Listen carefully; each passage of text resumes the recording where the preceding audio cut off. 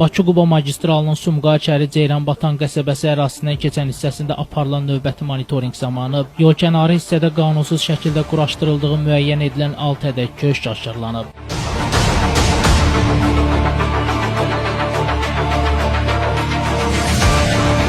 Bununla bağlı Sumqayıt şəhər İcra Hakimiyyətinin, Azərbaycan Respublikasının Dövlət Şəhərsalma və Arxitektura Komitəsinin və Fövqəladə Hallar Nazirliyinin yerli strukturlarının nümayəndələrinin birgə iştirakı ilə dərhal əraziyə baxış keçirilib. Aparılan qiymətləndirmədən sonra qanunsuz qoyulan köşklər aidiyyatı qurumlar tərəfindən ərazidən götürülüb.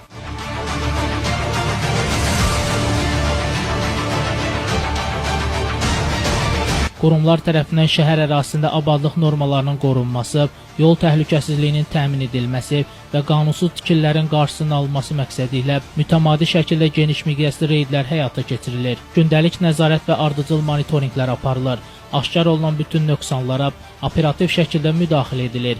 Bu istiqamətdə görülən işlər nəticəsində şəhərin infrastrukturuna, estetik görkəminə və ümumi təhlükəsizliyə zidd olan halların qarşısı vaxtında alınır. Qurumlar tərəfindən bildirilib ki, Sumqayıtın abadlığı və səliqəli şəhər mühitinin qorunması məqsədi ilə bu cür reydlər gələcəkdə də intensiv qaydada davam etdiriləcək. Şəmstan Fikrətli, Elbrus İsmailov, Bugün informasiya proqramı üçün.